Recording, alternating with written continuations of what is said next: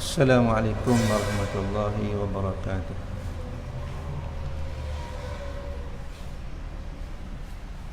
Alhamdulillahi rabbil alamin wa bihi nasta'in.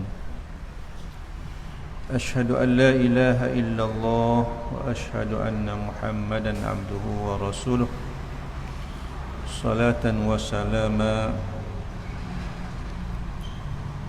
ala rasulina al-amin al-mab'us rahmatan lil alamin, amma ba'd. Yang dikasihi musi majlis, semua kepimpinan, pengurusan, hadirin dan hadirat yang dihormati sekalian. Pertama-tamanya marilah sama-sama kita bersyukur pada Allah Subhanahu Wa Taala kerana pada pagi ini kuliah medan ilmu kita ni dapat diteruskan setelah kita berehat beberapa bulan kerana wabak yang melanda setakat kat kita seluruh dunia. Dan kita pakat berdoa kepada Allah, mudah-mudahan Allah Subhanahu Wa Taala mengangkat segala wabak, segala penyakit yang melanda kita ini, untuk kita meneruskan kehidupan kita sebagaimana biasa. Dan juga kita berharap daripada wabak dan penyakit yang melanda kita ini menjadikan kita orang yang paling dekat dengan Allah Subhanahu Wa Taala.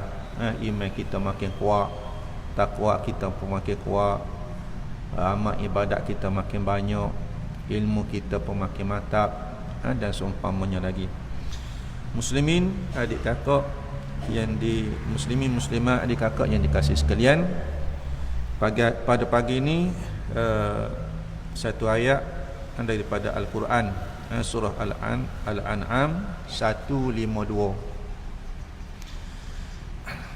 A'udzubillahi minasyaitonirrajim. Wala taqrabu malal yatimi illa billati hiya ahsan hatta yablugha ashuddah wa awful kayla wal mizana bil qist la nukallifu nafsan illa wus'aha wa idza qultum fa'dilu walau kana dha qurba wa bi ahdillahi awfu dzalikum wassakum bihi la'allakum tadhakkarun.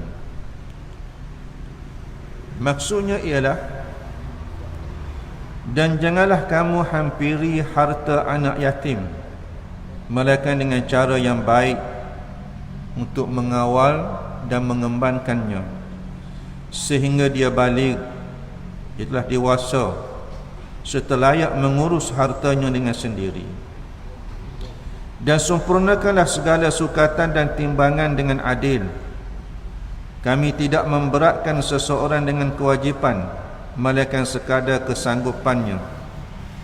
Dan apabila kamu mengatakan sesuatu semasa membuat apa-apa keterangan, maka hendaklah kamu berlaku adil, sekalipun orang itu ada hubungan kerabat dengan kamu. Dan perjanjian, yakni perintah-perintah Allah, hendaklah kamu sempurnakan. Dengan yang demikian itulah Allah perintahkan kamu supaya kamu beringat dan mematuhinya. Muslimin dan muslimat yang dikasihi sekalian, pada pagi ini saya nak fokuskan kepada sebahagian daripada ayat, iaitulah wa idza qultum fa'dilu. Apabila kamu berkata-kata, memberi keterangan, hendaklah berlaku adil. Di mana percakapan dan keterangan kecek menerai. Allah Subhanahu Wa Taala kata wa idza qultum fa'dilu, apabila kamu bercakap ataupun apabila kamu memberi keterangan, maka hendaklah dengan adil. Di mana percakapan kita ni adalah merupakan pintu kepada kebenaran. Mulut kita ni, apabila tubik daripada mulut kita, penentukan kepada benar ataupun salah. benar ataupun salah. Sebab itulah dalam kaedah fiqh, dalam usul fiqh, satu tajuk dia panggil al-khabar. Al-khabar yahtamilu sidqu wal kadhibu. Khabar, kita pun nak kata surat khabar. Surat khabar ni surat berita, keterangan. Maka apabila sebut al-khabar yahtamilu sidqu wal kadhibu, boleh jadi betul, boleh jadi salah. Apabila khabar itu mari daripada makhluk, berbeza mari daripada Allah, mari daripada Rasulullah, khabar itu pasti betul. Tapi apabila mari daripada makhluk, boleh jadi betul, boleh jadi salah. Maka keterangan yang adil, keterangan yang betul mari daripada mulut manusia, maka dia adalah merupakan pintu kepada kebenaran. Nak masuk rumah kena ada pintu.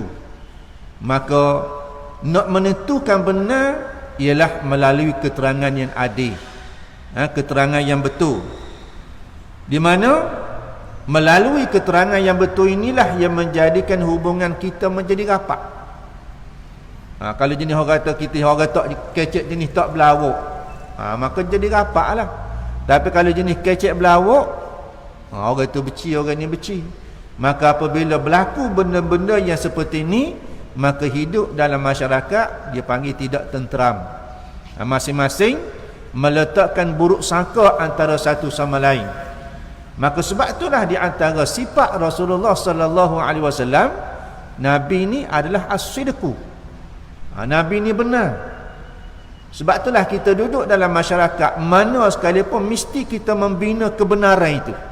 Supaya apa dia? Supaya setiap kita kecek, setiap kita buat, orang akan mempercayai kita. Tapi kalau kecek lain, buat lain, maka orang tak percaya. Maka sebab itulah Nabi SAW, apabila Nabi menerima perintah daripada Allah untuk menyatakan, untuk beritahu kepada masyarakat bahawa dia ni Rasulullah, maka Nabi telah himpun penduduk Mekah pada masa itu di Bukit Safa, panggil habis semua kabilah, semua puak, semua kaum, untuk nak nyatakan kepada mereka bahawa aku ni adalah Rasulullah yang dilantik oleh Allah Subhanahu Wa Taala. Maka Nabi mereka awal nak pastikan orang percaya ke tidak kepada dia. Nabi tanya percaya ke tidak kalau aku nak ayat gapo-gapo. Maka penduduk Mekah pada masa itu yang berhimpun di hadapan Nabi sallallahu alaihi wasallam mengatakan kepada Nabi, ya Allah gapo sekalipun kami percaya. Sebab apa? Sebab mu ni tak pernah berlawak. Itu nak ayat Nabi, dia tidak pernah berlawak, dia tak pernah menipu, dia adil di dalam kata-kata dia sehingga semua orang percaya ke dia. Tetapi sayang 1000 kali sayang, apabila Nabi kata dia ni Rasulullah, dilantik oleh Allah menjadi Rasul, bawa berita gembira dengan syurga, bawa berita menakutkan dengan neraka, ajak mereka beriman kepada Allah, ikut ajaran Allah Subhanahu Wa Taala, percaya kepada syurga dan neraka, hari akhirat dan seumpamanya. Lalu Abu Lahab, orang yang awal-awal bangkit bangun, mengatakan kepada Nabi, wahai Muhammad, adakah kerana ni je mu nak pupu kami, nak royak ajaranmu? Maknanya mereka bakit lawak selalu. Maka bakit lawak ni bukan kerana Nabi itu berlawak, tapi bakit lawak ni kerana apa? Kerana mereka tidak boleh menerima ajaran yang dibawa oleh Rasulullah sallallahu alaihi wasallam. Maka sebab itulah di dalam berkata-kata ini, kita orang yang beramal dengan ajaran Islam, di mana saja kita berada, maka kita kena bawa kebenaran. Sebab benda inilah yang akan menyelamatkan kehidupan kita, orang akan jadi rapat. Baik. Punca berlakunya perbalahan ialah kerana berlakunya kezaliman dan permusuhan. Maknanya apabila manusia tak betul, kecek tak betul, maka berlakulah kezaliman, berlakulah penindasan, akhir sekali berlakulah permusuhan. Ya jadi tak berlaku daun antara sesama kita tu. Kenapa? Inilah di antara puncanya.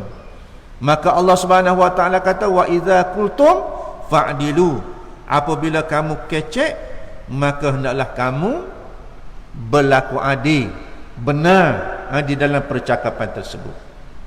Adik kakak muslimin muslimat yang dikasihi sekalian, akhir sekali hasil daripada ketidakadilan tadi, kecek tak betul tadi, maka dia akan bawa kepada dua penyakit besar yang akan melanda umat manusia. Iaitulah, pertama dia akan jadi zalim, yang kedua dia akan jadi hidup dalam keadaan kejahilan. Sebab tu Allah Subhanahu Wa Taala sebut di dalam Al-Quran, Inna aradna al-amanata 'ala as-samawati wal ard wal jibal fa'abayna an yahmilnaha wa ashfaqna minha wa hamalaha al-insan innahu kana zaluman jahula. Allah Subhanahu Wa Taala kata, kami telah bentangkan amanah ini kepada langit, kepada bumi, kepada bukit bukau, fa'abaina an yahmilnaha, semuanya pakat tolak, tak say nak pikul amanah, tak say nak pikul amanah.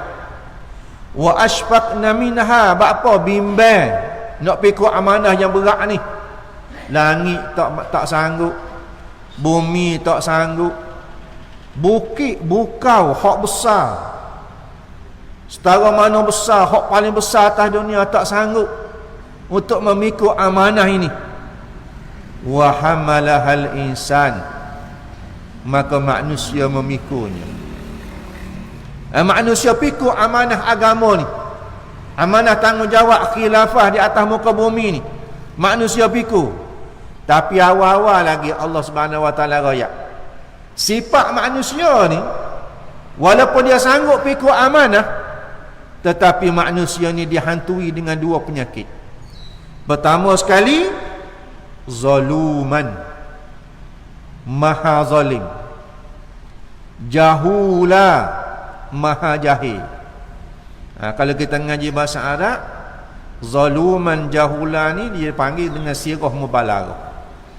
Maksudnya apabila sebut dengan sirah mubalaghah, dengan arti kata lebihan, doa lalu, doa lalu, melebih-lebihi. Kalau zalim enggak, zalim doa lalu. Kalau jahil enggak, jahil doa lalu. Ni sifat manusia, sifat yang ada pada manusia. Dah kita ni jadi zalim kau, kita ni jadi jahil kau, dah kalau kata sifat kita. Bukan maksudnya begitu, tapi nak ayatnya sifat manusia ni kalau tidak diberi dengan iman, kalau tidak dihiasi dengan ilmu, dia akan jadi gitu. Maka sebab itulah manusia ni kadang-kadang kita tak boleh mikir dengan otak kita. Apabila tak ada iman, apabila tidak ada takwa di dalam diri, maka kita tengok bagaimana perbuatan manusia. Kalau kita kata kalau bak zalim enggak, tidak ada peri kemanusiaan. Kalau bak nipu, kita kata Allah sanggup dia tipu. Kalau bak wak nak ke orang, Allah teramuk dia wak nak ke orang. Maknanya perbuatan manusia ni kadang-kadang lebih teruk daripada binatang. Kezaliman yang ada pada manusia apabila manusia tidak diisi dengan agama. Sebab apa? Sebab sifat tu ada pada manusia, sifat zalim, sifat jahil. Sebab itulah manusia ni dia tak rasa dia berpenyakit, duduk dalam keadaan kejahilan. Dia tak rasa tak rasa itu penyakit yang sangat besar. Bahkan setengah daripada manusia dia rasa duduk dalam keadaan zalim itu, dalam keadaan jahil itu, berbangga pula. Rasa bangga pula. Tak payah pergi sejik, tak payah pergi surau, tak payah berjual Islam, tak payah semaya ban kadang-kadang, tak payah tu, tak payah ni, dia rasa bangga, suruh pada orang lain je lah. Ni sifat yang ada pada manusia. Kemudian sifat ni pula apabila diambil oleh syaitan, maka syaitan akan memperelokkan sifat zalim tadi, akan memperelokkan sifat jahil tadi. Maka jadilah kita manusia akan buat mengikut hawa nafsu dalam kehidupan kita. Ikut hawa nafsu. Maka apabila ikut hawa nafsu, maka di sinilah yang menyebabkan kita tergelincir daripada siratal mustaqim, jalan yang lurus. Hak kita duk minta sama, ihdinas siratal mustaqim, tunjukkanlah kepada kami jalan yang lurus. Di mana sebagaimana yang disebut oleh ulama tafsir, jalan yang lurus itu adalah Islam, jalan yang lurus itu adalah Al-Quran, jalan yang lurus itu adalah hadis Nabi sallallahu alaihi wasallam. Seterusnya, muslimin dan muslimat yang dikasihi sekalian,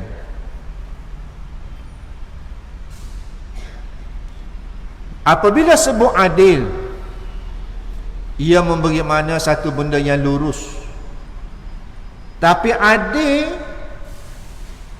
mengikut ilmu Tuhan, bukan adil mengikut pemikiran manusia. Kalau ikut kita manusia, adil-adil ni kalau bagi sama banyak, kita ada anak ni orang, joh 1, joh 2, joh 3, joh 4, joh 5. Kalau kira nak bagi adil, kita akan bagi adil seria seorang. Kalau kira nak bagi adil mengikut pemikiran kita manusia.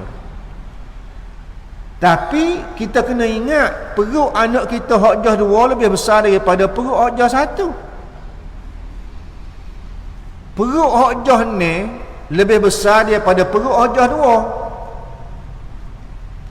2. Keperluan hak tingkatan 1 lebih banyak daripada keperluan hak darjah 1. Maka sebab itulah adil itu adalah mengikut keperluan, bukan mengikut sama rata seperti mana hak kita fikir. Supalah juga kita kata dalam masalah bagi saka, orang tina boleh sah, orang jantan boleh 2. Kalau mengikut adil pemikiran kita, kalau sah sama sah, kalau 2 sama 2. Tapi dalam agama tidak gitu. Orang jantan boleh 2, orang tina boleh sah. Sebab apa? Sebab Allah Maha Adil, Allah Maha Bijaksana, Allah Maha Mengetahui. Maka peraturan Allah Subhanahu Wa Taala itu adalah peraturan yang Maha Adil. Jadi sebab itulah maknanya setiap benda yang kita nak fikir tentang adil, maka adil di sisi Allah, bukan adil pada sisi kita manusia. Muslimin dan muslimat yang dikasihi sekalian, lurus itu tanda baiknya hati seseorang. Lurus, bukan hak lurus hak kita duk faham apa tu, orang panggil lurus betul, lurus bendu. Tu lurus bendu hak ke lain. Maksudnya hak tu cara makna lain. Maksudnya lurus dalam kehidupan kita adalah mengikut neraca agama. Maka itulah yang dikatakan comelnya hati seseorang. 5 sen dia kira. Setengah kita ni apabila kira 5 sen, dia kata 5 sen buat kira. Benda hak haram, benda hak halal, dia tak kira 5 sen 1 sen pun. Kalau hak haram tetap haram, kalau hak halal tetap halal. Kita pergi kebun motel orang, tengok orang motel merah atas pokok. Kita kira tu ambil makan suti tanpa izin kebenaran. Kira-kiranya orang Mu'tazil tu kalau jatuh tak ada gapo pun. Kalau dia lurus tak ada gapo pun. Tapi dengan tidak minta halal daripada tuan dia, tu neraka. Tu neraka. Jadi sebab itulah orang yang betul, hatinya yang betul, dia akan pergi jumpa dengan tuan dia minta halal kawan makan orang Mu'tazil demo suti kemarin. Saya ingat pengalaman ada seorang hamba Allah, dia nak pergi Mekah. Masa tu arwah orang tua saya ada lagi. Dia pergi jumpa dengan arwah orang tua saya, dia Allah pitih 50 sen. Dia kata kita nak bagi bayar hutang ni. Nak bagi bayar hutang 50 sen. Hutang apa? Berketulah orang tua saya zaman dulu dia ada kedai kopi. Jadi kawan ni masa dulu makan kedai kopi seria tu kenyal lah. Dah nasi sepinggan, air teh secawan. Dia kata dulu kita widah pitih tapi tak ada nyucu.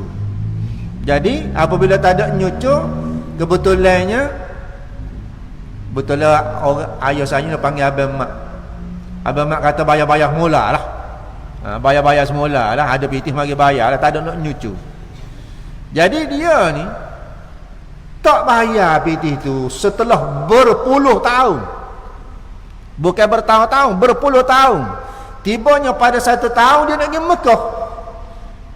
Orang duk raya dah nak pergi Mekah ni, hak benda-benda hak kita duk ambil, hak orang buta bayar belaka lah. Sebab apa? Sebab kita nak pergi Mekah ni biar kita putih bersih. Orang zaman-zaman dulu nak pergi Mekah burung apa dia? Burung titih hak mahal-mahal tu lepas. Dia lepas. Sebab apa? Sebab nak bebas, nak pergi Mekah biar jumpa dengan Tuhan dalam keadaan putih bersih. Maka dia bayar 50 sen. Allah arwah ayah saya kata tak bayar-bayar apa, tak apa, kita halal dah. Tak boleh. Ini maksudnya orang yang hati dia luruh, walaupun 50 sen dia sanggup bayar, sedangkan 50 sen lah ni tak ada nilai. Maka sebab itulah orang yang hati luruh ni, hati betul ni, hati jernih ni, walaupun sekecil mana dia ambil nilai. Sebab apa? Sebab benda ni adalah ada dosa dan ada pahala di sisi Allah Subhanahu wa ta'ala. Maka sebab benda ni kena jaga dalam kehidupan kita, adik kakak sekalian. Baik. Sifat zalim ni adik kakak, tak kiralah kita orang Melayu ni apabila sebut zalim, dia duk nampak tatok orang, bunuh orang, racun orang, buat kena orang. Benda zalim tak nanti kau benda besar-besar seperti itu.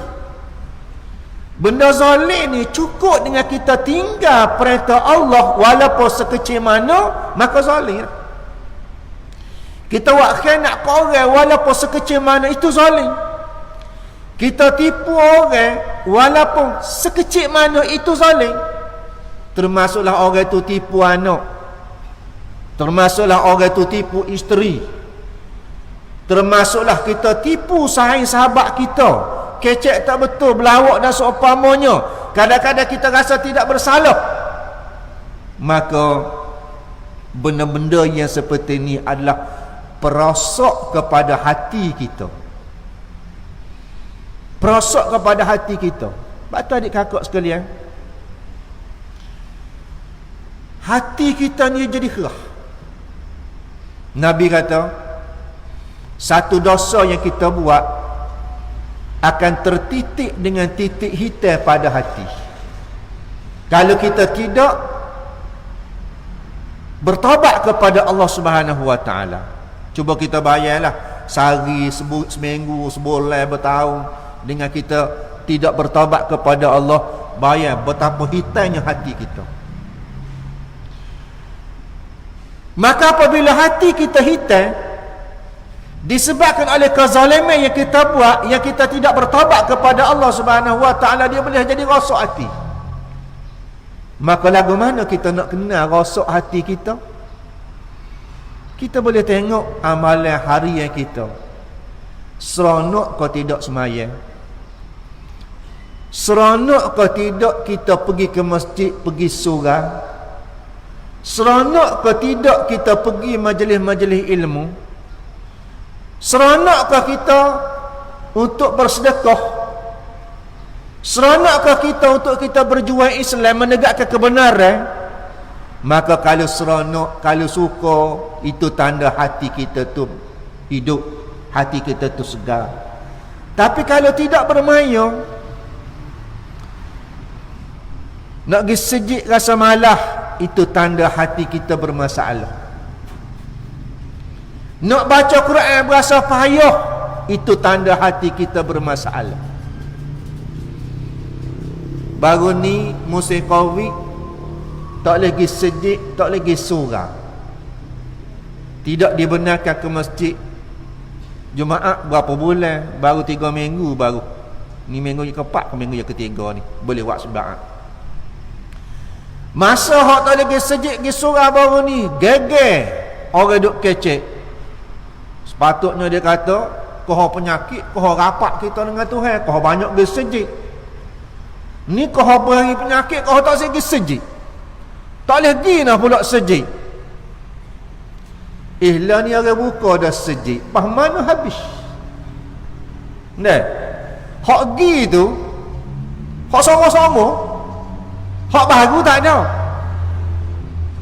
Maknanya nak pergi sejik, pergi surau ni buat kecek sedap je orang panggil. Bukan kerana lillahi ta'ala. Sepatutnya setelah daripada kita boleh pergi sejid ni, pakak gilah sejid berang-berang, kita pakak pergi 5 waktu sehari semalam beramal di masjid. Supaya apa dia? Supaya menandakan menandakan kita ni bersyukur kepada Allah Subhanahu Wa Taala. Maka sebab tu adik kakak, hati kita ni akan jadi rosak apabila kita bertindak zalim di dalam kehidupan kita, maka dia akan jadi punah, maka hati kita tidak akan bercahaya. Akhir sekali dia akan jadi menzalimi diri sendiri. Lagu mana adik kakak zalim diri sendiri, iaitulah kita mendedahkan diri kita kepada neraka. Wal iazubillah. Kita minta berlindung dengan Allah Subhanahu Wa Taala. Baik. Seterusnya, Allah Subhanahu Wa Taala mengutuskan kepada manusia Rasul. Dan bersama dengan Rasul tu ada kitab. Nabi kita bawa Al-Quran. Tujuan apa adik kakak sekalian? Tujuan adalah supaya manusia menegakkan keadilan di atas muka bumi. Supaya kita ikut peraturan Allah, hidup berpandukan kepada syariat Allah, hidup berpandukan kepada agama Allah Subhanahu Wa Taala. Itu tujuan dia. Supaya kita adil dengan Allah, supaya kita adil dengan diri sendiri. Maka Allah utuskan Rasul, Allah utuskan Al-Quran kepada umat akhir zaman, Nabi Muhammad bersama dengan Al-Quran, supaya kita tidak lari daripada landasan sebagaimana yang Allah Subhanahu Wa Taala tentukan. Baik. Supaya manusia tidak syirik kepada Allah, supaya manusia adil sesama manusia, dan supaya manusia itu adil dengan diri sendiri. Itu tujuan Allah mengutuskan Rasul, para Rasul bersama dengan kitab masing-masing kepada manusia. Seterusnya, qala Rasulullah sallallahu alaihi wasallam, al-qudatu salatha qadiyan finnar wa qadin fil jannah, rajulun qadalin nasi ala jahlin fahuwa finnar, wa rajulun alimal haqqa wa qada khilafahu fahuwa finnar, wa rajulun alimal haqqa wa qada bihi fahuwa fil jannah. Dalam satu hadis Nabi sallallahu alaihi wasallam menyatakan, tuk hakim itu, tuk qadi itu, Dah tok hakim, qadi, itu ada 3 jenis kata Nabi. Tok hakim itu ada 3 jenis. Nabi kata 2 qadi, 2 hakim finnar, duduk dalam neraka. 2 tok hakim duduk dalam neraka.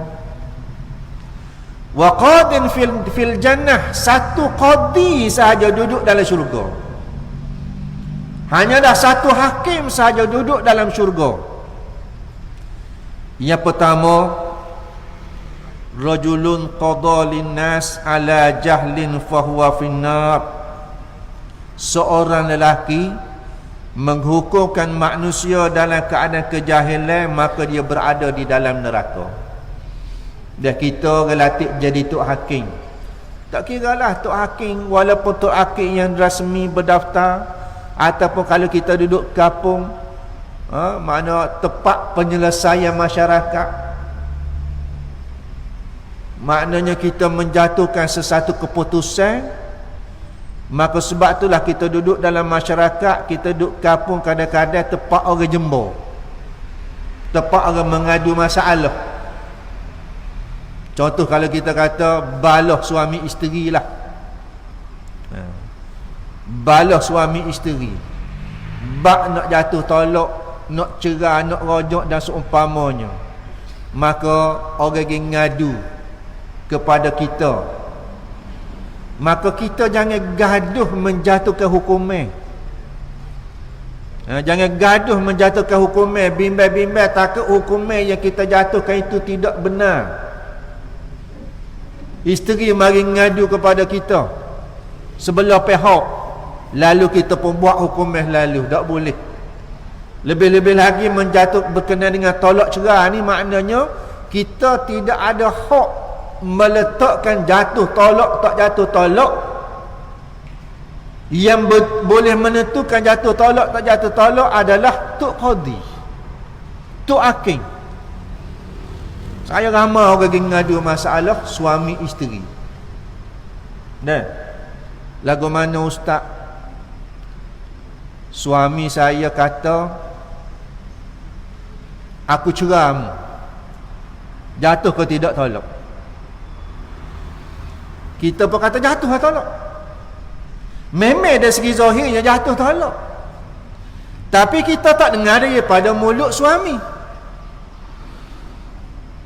Kita tak dengar daripada mulut suami, kita kena panggil suami dulu. Maka apabila suami mari kita tanya, dia betul kau dia mau kata kepada bini dia mau kawin saya cerai awak.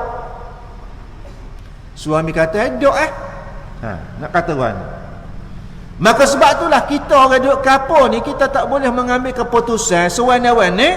Maka kita kena arahkan kepada dia supaya terus pergi merajak kepada mahkamah syariah, supaya kita ni jadi orang penyesal dalam masyarakat, tak jatuhkan hukuman. Maka sebab tu di dalam menjatuhkan hukuman, Nabi kata seorang qadi, seorang hakim menjatuhkan hukuman dalam keadaan jahil, maka dia adalah ahli neraka. Baik, yang kedua, rajulun alimal haqqa wa qada khilafahu fahuwa finnar. Seorang lelaki yang dia tahu benda tu benar, tetapi dia menjatuhkan hukuman di sebalik kebenaran. Sebab apa? Barangkali hak orang dia jatuh ni mungkin anak beranak dia, mungkin waris-waris dia, mungkin saing-saing dia, mungkin jiran dia. Maka dia menolak kebenaran, dia menjatuh sebaliknya, maka kata Nabi dia adalah ahli neraka. Sebab itulah ulama-ulama kita dulu dia tak berapa nak jadi tok hakim ni. Sebab apa? Bimbang takut jadi ahli neraka, tersilap di dalam menjatuhkan hukuman. Dan yang ketiga kata Nabi, wa rajulun alimal haqqa wa qada bihi fahuwa fil jannah. Seorang lelaki, seorang tok hakim yang mengetahui kebenaran, lalu dia menjatuhkan hukum yang berdasarkan kepada kebenaran, maka dia itu adalah ahli syurga kata Nabi sallallahu alaihi wasallam. Maka kesimpulannya, oleh kerana ustaz siapa dah? Jadi kesimpulannya, dan insya-Allah saya akan sambung tajuk ni pada bulan hadapan. berkenaan keadilan ni banyak lagi. Sebagai kesimpulannya bahawa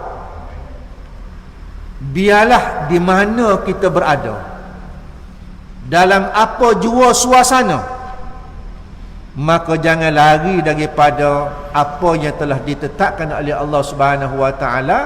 Walaupun sepayah mana benda tu kita nak buat, ataupun sesusah mana benda tu kita nak buat, yang pentingnya ialah benda yang kita buat tu adalah satu benda yang bertepatan dengan apa yang telah ditentukan oleh syarak.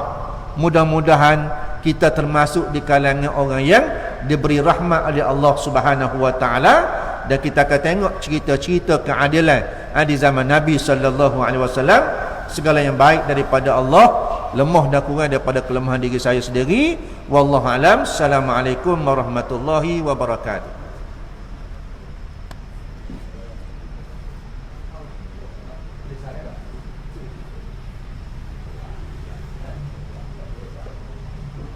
Waalaikumsalam warahmatullahi taala wabarakatuh. Terima kasih pada Al-Fadhil Ustaz Abdul Zaman Bakri bin Muhammad, pengkuliah pertama kita pada pagi ini. Tuan-tuan dan puan-puan sekalian, alhamdulillah penceramah kedua telah pun sampai. Jadi dengan ini saya dengan segala hormatnya menjemput dan mempersilakan Al-Fadhil Ustaz Yusuf Belara sebagai pengkuliah kedua untuk menyampaikan kuliah kepada kita semua, insya-Allah. Dengan segala hormatnya dipersilakan Al-Fadhil Ustaz.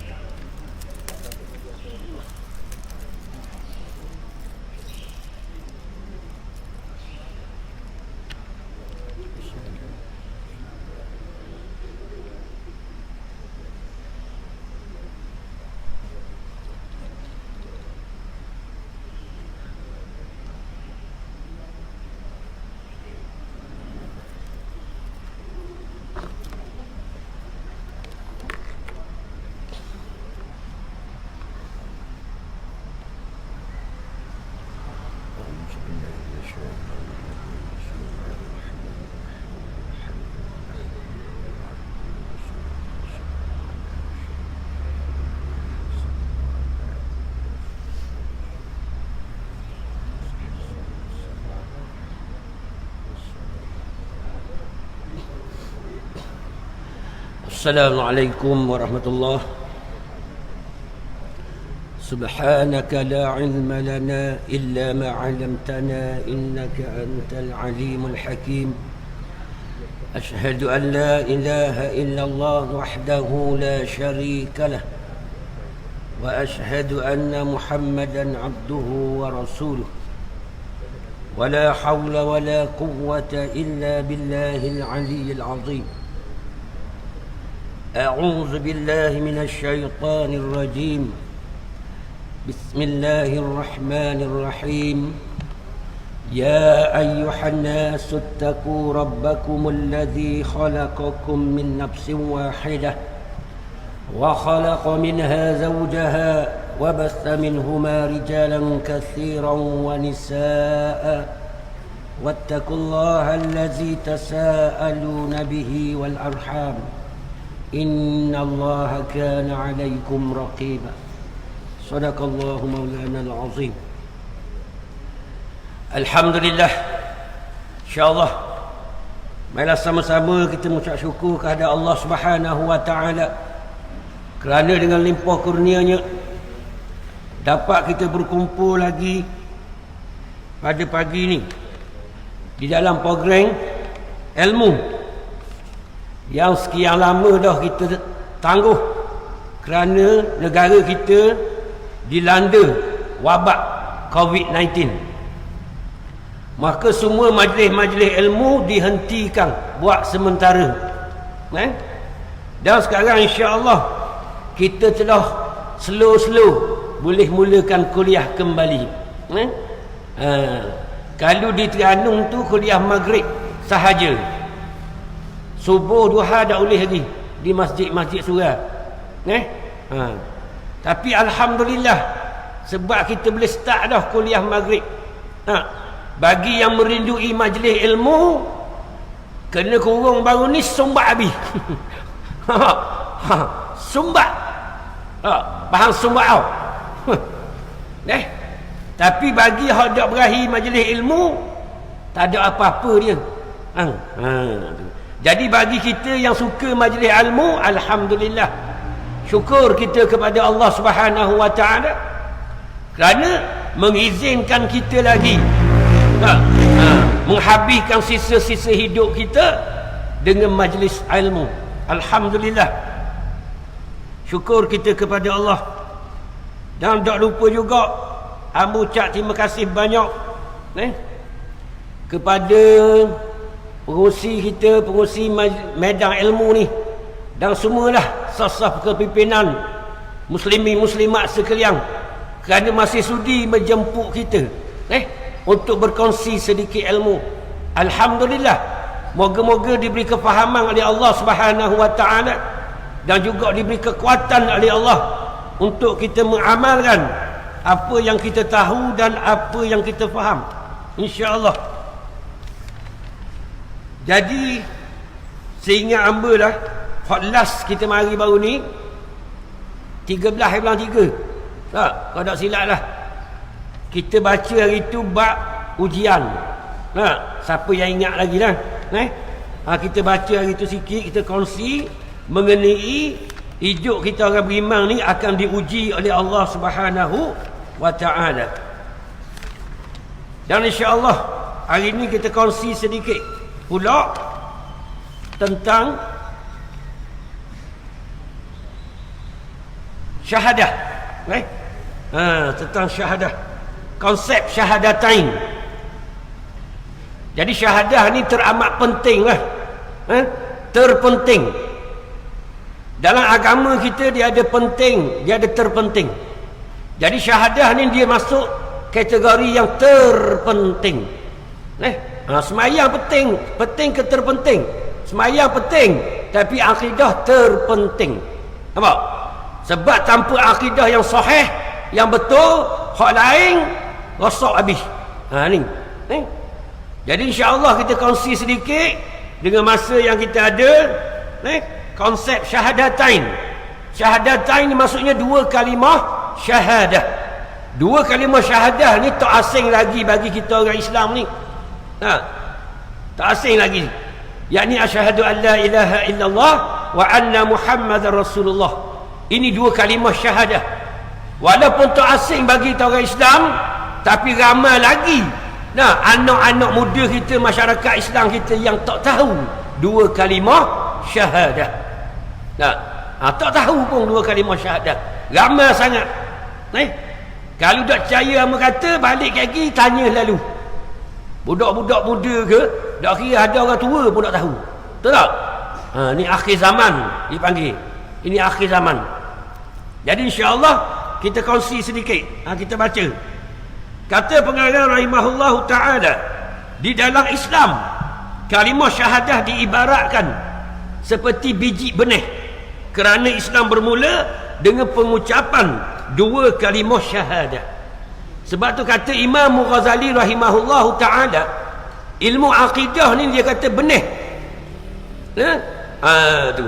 Ilmu fiqh, tanam, baja, jaga dia, rawat dia, itu fiqh. Ilmu tasawuf, apa dia? Pagar. Nak ada tiga ni: benih, tanam, pagar. Apa nak tanya orang medan ilmu? Kalau belara tu getah.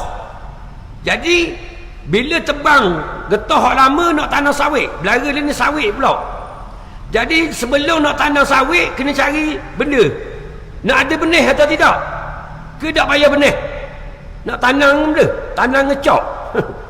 Faham? Jadi nak benih, benih sawit. Betul atau tidak? Begitulah kita hari ni. Semayang tu tanam. Puasa zakat haji tu baja rawat apa. Tapi kalau tak ada benih, boleh tanam atau tidak? Tak boleh. Contoh, semayang kita bermula dengan takbiratul ihram. Kita membesarkan Allah. Dah kalau tak ada syahadat, boleh besar Allah. Tahu kahla Allah tu siapa? Betul tak ni?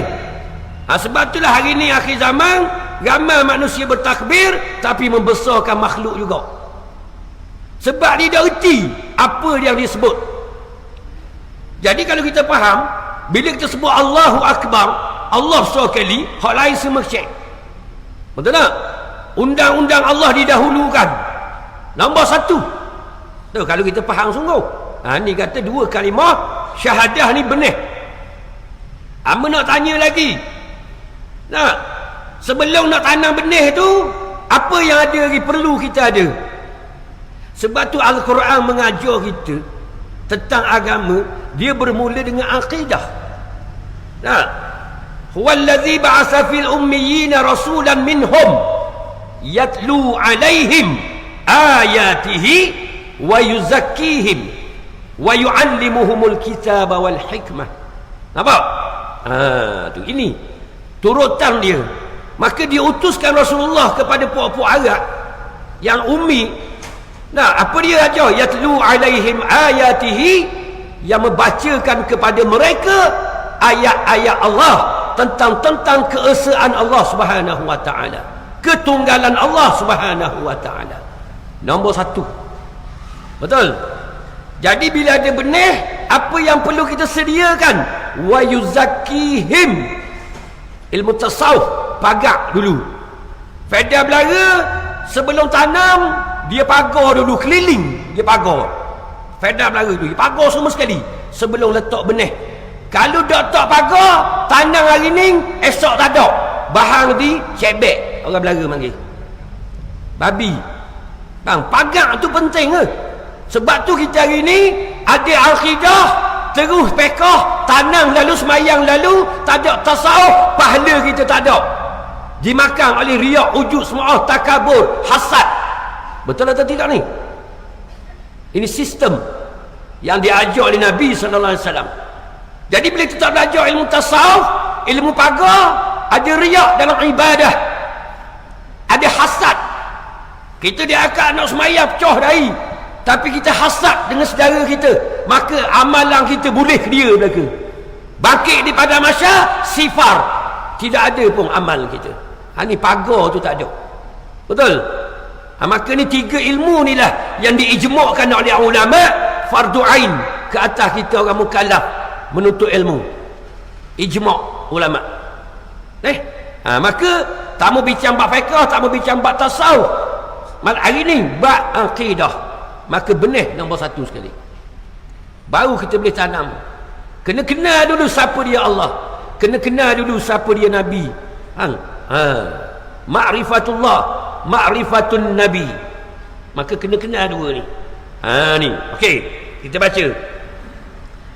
Setiap individu Muslim wajib mengucap dua kalimah ini setelah mencapai usia baligh. Baligh ni siapa umur? Wajib kita sebut dua kalimah syahadah. Tersebut asyhadu an la ilaha illallah wa anna Muhammadar Rasulullah. Tu. Dan ada juga setengah ulama mengatakan kalau kita ni keturunan Islam dah, tak payah sebut dah apa, hanya sekadar menurut jua sebab mu ayah Islam dah. Tu. Tapi mengikut Imam Malik sebut juga sekali dah apa, untuk lepas tuntutan Allah walaupun kita keturunan Islam. Betul? Ni nak sebut juga sekali. Apa salahnya kita sebut? Nak membenar sungguh. Walaupun dalam sembahyang 9 kali sehari kita sebut kan. Betul tak? Kita sembahyang 9 kali sehari kita sebut. Ke tak kira? Kalau tak kira berat pitih berakhir kira. Betul tak? Syahadah kita 9 kali dalam sembahyang 5 waktu. Betul tak? Tu. Okey. Maka sebut asyhadu an la ilaha illallah wa asyhadu anna Muhammadar Rasulullah. Itu dua kalimah syahadah. Kita nak sebut sebab kita kata tu nak tahu kenapa asyhadu. Adakah sebut saja? Tak. Okey, kita tengok dulu. Penyataan Islam dan iman seseorang tidak hanya dikira pada pengucapan semata-mata. Allahumma salli ala Muhammad. Ni ulama ajar kita. Dua kalimah syahadah ni bukan sekadar sebut je. Asyhadu an la ilaha illallah wa anna Muhammadar Rasulullah. Bukan sekadar kita sebut bibir mulut, tapi itulah realiti kehidupan akhir zaman. Manusia hanya menyebut sahaja. Tak? Berapa orang yang memahami sungguh Allahumma salli ala Muhammad? Okey, dia kata bukan hanya dikira pada pengucapan semata-mata, malah ianya mestilah benar-benar difahami dan dihayati. Ini orang yang faqih dengan agama. Bukan sekadar disebut, bukan sekadar dia berilmu. Dia berilmu, dia memahami, dia menghayati, dia mengamalkan, yang dia merasai kebesaran Allah Subhanahu Wa Taala, keindahan agama Islam. Itu faqih. Ini yang kita nak tekankan dalam masyarakat kita hari ini. Barulah Islam kita berkualiti sungguh. Sebab bukan sebut saja. Maka ni iaitu bukan sekadar tersebut, tapi mesti difahami. Fahami ni dah dengan ilmu. Kena belajar. Kena belajar apa dia yang dikatakan asyhadu an la ilaha illallah. Sebab asyhadu ni kata arwah Tok Guru Ni Aziz, aku tengok. Tok Guru Ni Aziz tafsir mudah-mudah. Asyhadu ni kau Arab, kau kita aku tengok. Aku tengok semati. Tak, Allah je Tuhan, hak lain bukan Tuhan belaka. Allahumma salli ala Muhammad. Hak lain tidak menciptakan alam ini, hak lain tidak mentadbir alam ini. Allah je yang mencipta dan mentadbir alam ini. Ini kita bersaksi sungguh. Turunnya COVID-19 Allah yang menurunkan, tidak ada yang lain. Betul? Terangkatnya COVID-19 Allah yang angkat, bukan orang lain.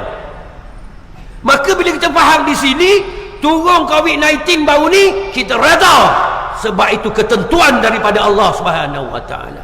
Kita terima dengan rela hati. Betul atau tidak? Bukan kita mengeluh. Kembali kepada Allah. Ini penting. Allah yang mengangkat COVID-19. COVID-19 itu makhluk. Kalau kita ngaji kalimah syahadah, betul tak? Selain pada Allah dipanggil makhluk. Sebab Allah ni Rabbul Alamin, yang mencipta dan mentadbir makhluk. Maka COVID-19 ni makhluk Allah. Jadi COVID-19 ni membunuh, membahayakan kita. Betul atau tidak? Maka bila COVID-19 tu makhluk, siapa yang mentadbir? Allah. Jadi menghilangkan COVID-19 pun Allah. Tapi berapa orang yang munajat dengan Allah supaya Allah angkat COVID-19?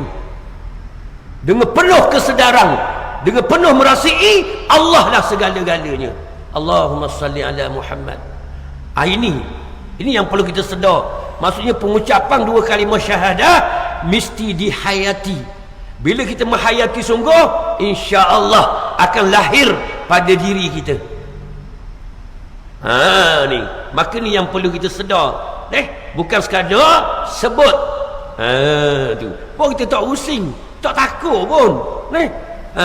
Kalau tak takdirkan kita mati dengan COVID-19, tak mati. Betul tak? Sebab Allah yang menghidup, Allah yang mematikan. Tidak ada lagi yang lain. Maka untuk boleh yakin ni, maka itulah ilmu. Kena belajar ilmu akidah. Betul? Itu ulama bahas panjang lebar nak meyakinkan kita tentang apa yang kita sebut. Muhasabahlah diri kita pada pagi yang mulia ni. Adakah aku sebut saja? Adakah aku sebut dan aku tahu tapi tak faham, tak hayati? Adakah aku sebut faham, hayati, aku tak amalkan? Nampak lagi? Jadi kena sedar situ. Kita sebagai orang beriman nak jadi faqih dengan agama kita, kita mesti tahu, hayati, amal, rasa, wayak orang. Apa yang kita rasa? Besarnya Allah, kita kabar orang Allah tu besar. Betul atau tidak? Itu tugas kita beritahu kepada manusia bahawa Allah ni tak ada lela. Nampak? Dia yang mencipta, dia yang mentarbih. Kita kena beritahu segenap penjuru. Pelosok dunia kita kena khabar Allah tu besar. Sebab tu suratul Ikhlas Tuhan bermula dengan qul huwallahu ahad. Hey Muhammad, mu kena beritahu kepada manusia, aku ni tak ada lela. Walaupun mu nak kena bung, mu nak kena igak, mu nak kena kerak 18, tak kira, mu kena khabar aku Itu Allah tu guru tafsir suratul Ikhlas. Allah tu ni Aziz. Ni kena raya korang Allah ni je. Jadi bila kita kenal Allah tak ada lela. Allahus Samad. Allah ni tempat tumpuan segala makhluk. Semua makhluk tertumpu kepada Allah. Tak akan berfungsi makhluk tanpa Allah. Jadi bila kita faham, ustaz, hamba boleh angkat tangan ni bergantung kepada Allah. Ya, Allah yang terbit. Nafas saya turun naik ni Allah ke ustaz? Ya, Allah yang menurun naikkan nafas kamu. Ini kekuatan akidah kita. Tapi oleh kerana masyarakat kita tak faham, mereka takut kepada makhluk, mereka bergantung kepada makhluk, mereka tidak bergantung kepada Allah Subhanahu wa taala. Ini akidah Islam. Mudah je, bukan berbelit-belit, bukan bahas apa ke pening, tak. Simple je akidah itu umat Islam. Jelas. Ni nak faham sikit je kalau kita ngaji, tak banyak mana pun. Kita boleh faham sebab Al-Quran ni jelas. Jelas. Maka ni kita nak sedar. Okey, pentingnya akidah. Kita baca dulu. Kat pukul 10 dah. Dia mari lewat tengok jam anda semua. Lagi. Hebat tak? Hebat tak akidah itu?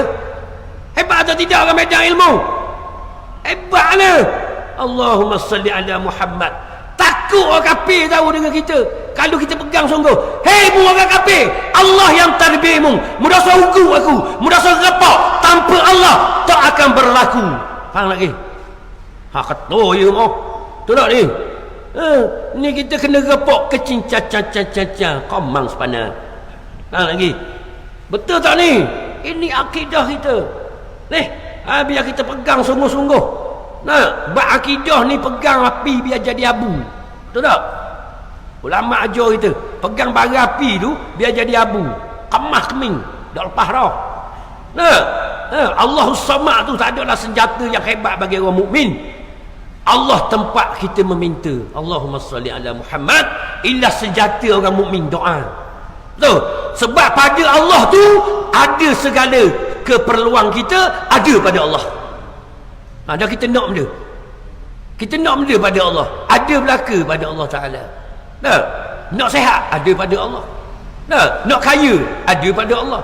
Nak sesak ada pada Allah. Semua Allah yang uruskan. Ini kekuatan kita doa tu. Allahumma salli ala Muhammad. Inilah kita nak yakin. Kita nak yakin. Maka nak yakinlah kita kena beritahu kepada masyarakat, biar masyarakat tu pegang Allah sungguh-sungguh. Faham? Kemah kebing. Tu. Okey. Jadi dia kata malah ianya mestilah benar-benar difahami serta dihayati bahkan diakui dalam kalbunya akan pengertian risalah yang terkandung dalam kalimah ini dua kalimah tadi. Faham sungguh? Dua kalimah tu.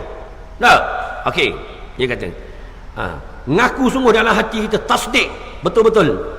Sebab tu agama kita ikrar dengan lidah, tasdik dengan hati, amal dengan perbuatan.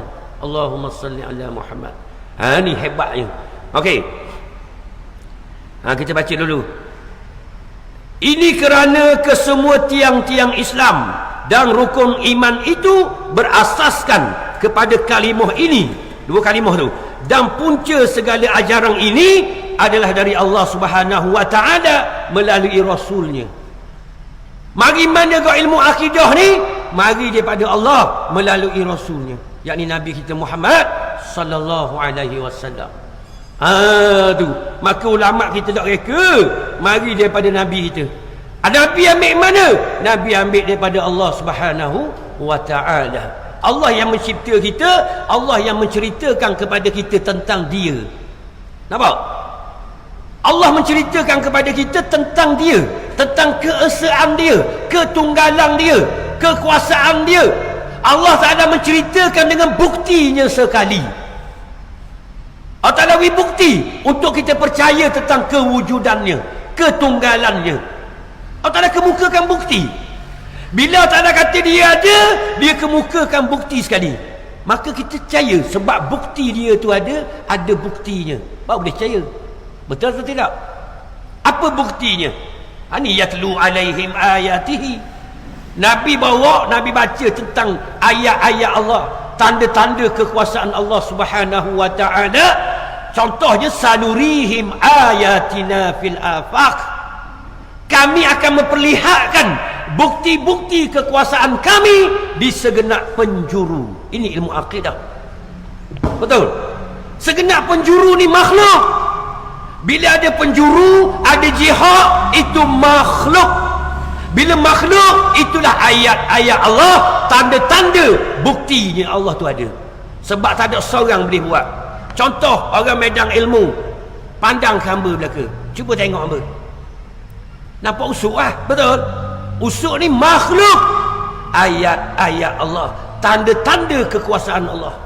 Sebab apa kata tanda kekuasaan Allah? Usuk dulu tidak ada. Betul atau tidak? Usuk ni ada tak? Ada. Saya tanya usuk, Ustaz Usuk, mu ada tu membuat mung ke lagu mana? Saya tanya hamba kali. Nah, hamba kata hamba dulu tak ada. Nah, hamba diadakan oleh Allah. Ini ayat Allah, bukti Allah itu ada. Itu tengok hamba. Nah, tengok atas ke lain lagi. Nah, ini Tuhan khabar kepada kita. Kami akan memperlihatkan tanda-tanda kekuasaan kami di segenap penjuru. Allahumma salli ala Muhammad. Cuba lenggok ke langit. Tak, ku dongak ke langit, aku tunduk ke bumi. Tu lagu langit dan bumi. Nampak? Tengok langit. Tengok langit, apa yang kita nampak? Kalau siang hari ni, kita nampak apa? Nampak matahari contoh. Lepas tu tanya orang medan ilmu ni, siapa buat matahari? Seorang tak ada akak tangan. Nampak lagi? Lemah segala-galanya. Bila lemah, siapa buat? Tercari-cari kita siapa yang buat. Betul? Nabi beritahu Allah. Hatu Allah tu guru kata, kalau mu tak ada khabar, mu percaya dululah aku ayat ni. Nampak lagi? Nampak? Demo percaya dulu aku ayat. Sebab demo tak ada ayat, hak kawin tanya. Betul? Nabi aku mai khabar Allah. Ni betul atau tidak? Ini nak yakinnya kita. Allah Ta'ala kemukakan bukti dia ada, dia cabar kita. Tak ada seorang boleh buat. Hak kita tengok tu tak ada seorang boleh buat. Allahumma salli ala Muhammad. Jadi bila kita tengok situ, ya Allah, semua kepunyaan Allah. Nah, hamba boleh mari sini dengan ni. Hamba naik kereta tu masjid burung. Faham lagi? Betul tak? Cik tengok di masjid tu. Cik kira masjid tu nak boleh jadi masjid sebuah. Cik kira masjid tu memanglah Jeremang buat. Dah, nak boleh jadi masjid, ada besi tau.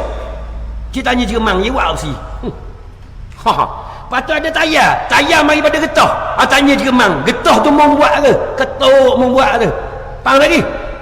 Allahumma salli ala Muhammad, lemah kita, nescaya kita akan tunduk kepada Allah Subhanahu Wa Taala. Baru kita kata asyhadu an la ilaha illallah, aku mengaku sungguh ya Allah, Mu yang cipta segala-galanya. Betul atau tidak? Nak boleh mari sini banyak ada nikmat Allah hamba guna. Pada sebiji kereta tu ada tembaga, ada plastik, ada getah, ada kasayan, ada semuanya untuk hamba sapa ke medan ilmu. Berapa orang yang ucap syukur kepada Allah. Allah Ta'ala wi kita nikmat boleh sampai dengan selamat ni. Dah, hamba mari saat ni dok terbang, hamba mari atas jalan raya. Jalan raya tu dia lah orang buat. Semi value menteri hari tu. Faham lagi? Betul tak? Tapi batu tu mari mana? Tak tu mari mana? Mu pakai JCB, mu pakai keh, mu pakai excavator tu. Mari mana asal? Itu semuanya dari Allah Subhanahu Wa Taala. Allahumma salli ala Muhammad. Lemah kita. Betul? Nescaya kita akan syukur kepada Allah Subhanahu Wa Taala. Nikmat yang Allah Taala beri kepada kita. Ini orang kenal Allah, dia akan bersyukur kepada Allah Subhanahu Wa Taala. Nah, muslimat, nah duduk atas kursi ke duduk atas tanah? Duduk atas kursi. Mingat kursi mari dia pada benda. Betul manusia buat betul kursi. Tapi mari pada plastik tu. Dan plastik mari di mana? Bukan dalam bumi. Siapa buat? Allahumma salli ala Muhammad. Inilah berapa orang yang duduk atas kursi tadi ucap syukur, alhamdulillah ya Allah, nikmat kursi ya Allah. Mana lagi? Berapa orang? Allahumma salli ala Muhammad. Ni kita nak sedar. Betul atau tidak ni? Nak hitung nikmat yang Allah Ta'ala bagi tak terhitung kita. Sebab itulah para rasul, para nabi, para wali Allah tersungkur dia ke bumi, sujud dia kepada Allah Subhanahu Wa Ta'ala. 7 anggota dia jatuh ke bumi, syukur kepada Allah Subhanahu Wa Ta'ala. Dan dia nak hitung begitu banyak nikmat Allah. Ni yang kita nak sedar. Allahumma salli ala Muhammad. Okey, habis kita baca lagi. Sekiranya kalimah ini hanya diucapkan oleh lidah, kalulah kalimah ni dua kalimah tadi sebut dengan lidah saja semata-mata, dia kata sedang hati enggan menerima, maka ia tidak akan memberi sebarang manfaat kepada individu yang mengucapkannya. Allahumma salli ala Muhammad. Jika kita sebut kita tak mengaku, tak beri kesan apa-apa. Contoh, sebab tu ulama tafsir kita ngaji ilmu akidah, wajib pada syarak. Wajib pada syarak kepada kita. Apa dia? Mengetahui serta mengaku di dalam hatinya. Tengok ulama ajar. Wajib pada syarak. Kalau kita ngaji hukum syarak, wajib syarak ni buat dapat pahala, tinggal dapat dosa. Betul atau tidak? Maka ulama ajar ngaji ilmu akidah, wajib pada syarak mengetahui serta mengaku di dalam hatinya bahawa adanya Allah Ta'ala. Allahumma salli ala Muhammad. Maka ulama tafsir tak setahu dengan mengaku itu beza. Betul? Contoh, dia mengaku ni baru membuah hasil pada kita. Mengaku dalam hati. Okey, contoh mudahnya, kalau kita ngaji ilmu akidah, tahu dengan mengaku itu perkara berbeza. Sebab tu ulama ajar tahu serta mengaku. Dia tak kata dang mengaku, dia kata serta mengaku. Dang dengan serta berbeza kalau kita ngaji kalimah. Betul tak ni? Okey, sebab apa serta mengaku? Contoh, amba nak tanya orang medan ilmu, sekarang ni kita tahu tak siapa Menteri Besar Terengganu? Kita jawab seorang. Siapa Menteri Besar Terengganu? Kamu tak tahu? Tak tahu asal duduk Terengganu. Orang tahu belaka. Betul tak? Dr. Samsuri. Betul tak ni? Semua orang tahu belaka. Tapi dalam kalangan yang tahu sebelum penduduk Malaysia ni, ada yang tak mengaku. Dia tahu Menteri Besar Terengganu, tapi dia tak mengaku. Sebab apa dia tak mengaku? Sebab dia tak sokong. Nampak? Ya tak ni? Kita buat contoh, bukan politik buat contoh nak suruh mudah faham. PAS dengan UMNO dulu ni. PAS dengan UMNO. Dah, masa dulu Datuk Razi jadi Perdana, menjadi Menteri Besar. Kita tahu tak? Tahu. Tapi mengaku tak ia Menteri Besar? Aku tak mengaku. Faham lagi? Betul tak? Tapi tahu. Jadi bila kita tak mengaku, apa yang dia buat, kita tidak membenarkan. Betul atau tidak? Kita tak ikut. Ya tak ni? Tapi bila kita tahu setengah ku, kita akan buat. Betul, itu beza dia. Di sini ulama ajar, tahu dengan mengaku itu perkara berbeza. Bila seorang tu tahu Allah tu Tuhan dan dia mengaku sungguh, dia akan taat apa yang Allah Ta'ala kata. Tapi kalau mu tahu tak mengaku, Allah Ta'ala kata jangan curi-curi juga. Allah Ta'ala kata kena mayang, mudah mayang setara barang sebab mudah mengaku. Faham lagi? Sebab itulah pengakuan itulah hak ni yang membuahkan hasil kepada kita. Keyakinan kita kepada Allah Subhanahu wa ta'ala. Sebab tu bila kita baca Quran, sebut iman amal soleh, iman amal soleh, iman amal soleh. Betul atau tidak? Ya tak ni? Terutama Al-Baqarah ada lalu dah. Alladzina yu'minuna bil ghaib. Orang-orang yang beriman pada perkara gaib, Allah Subhanahu wa taala. Hari mahsyar, mizan, sirat, kausar, itu semua gaib. Perlu pada iman, pengakuan. Jadi bila kita mengaku sungguh, akan terbukti pengakuan kita. Apa buktinya? Wa yuqimunas shalah. Kita akan sembahyang. Betul atau tidak? Itu buktinya. Ni nak sedar. Bila iman kita kuat sungguh, betul sungguh, kita akan buktikan dengan amal kita. Ni. Sebab tu orang tidak amalkan Islam, masalah keyakinan dia kepada Allah belum bulat. Belum bulat. Ni kita nak sedar. Allahumma salli ala Muhammad. Ini yang perlu kita tekankan pada masyarakat kita, iman. Bila ada iman, pertingkatkan lagi iman kita. Nampak? Naik lagi. Okey, habis. Hal ini samalah seperti sebiji benih yang baik tetapi diletak di atas tanah yang kering, tanpa bersirang dan berbaja. Allahumma salli ala Muhammad. Jadi kita perlu pada amal. Betul atau tidak? Akidah tu benih, tanam. Kena semayang, kena puasa, kena zakat, kena haji, tinggal maksiat. Itu dipanggil jaga. Baru kita akan dapat hasil dia. Tu. Dia kalau tak tanam, tak cetong kau. Walaupun pagar comel. Faham? Tanang. Mengaji ilmu hakikat je. Dah mu semayang ke tak? Dah. Tak siapa ke Tuhan. Faham lagi? Ni maka kita nak sedar. Tiga ni berfungsi semua sekali. Okey. Habis itu. Okay, insya-Allah kita ada masa sikit lagi. Kita kongsi lagi definisi asy-syahadah. Definisi dia. Okey, kita tengok. Dari segi bahasa, perkataan syahadat adalah masdar, yakni nama terbitang daripada akar kata syahida. Ianya mengandungi berbagai makna. Antaranya ilmu. Banyak makna, tapi antaranya dalam buku ni dia ilmu. Allahumma salli ala Muhammad. Itu kata ilmu. Tara, nazara, basira. Itu syahadah. Ilmu. Nombor satu sekali. Maka untuk memahami dua kalimah syahadah, nombor satu nak ada ilmu. Kena belajar. Belajar dua kalimah syahadah beraqidah. Kena belajar dah tu. Buka kitab akidah. Ulama tinggal kitab akidah berpuluh-puluh jenis kitab. Kalau ngaji pondok tu macam-macam kitab. Dengan risalahnya, takriknya, baqarahnya, mubarakahnya, aqidatun najihnya, Allahumma salli ala Muhammad. Banyaknya kitab akidah. Betul? Tu pondok. Okey.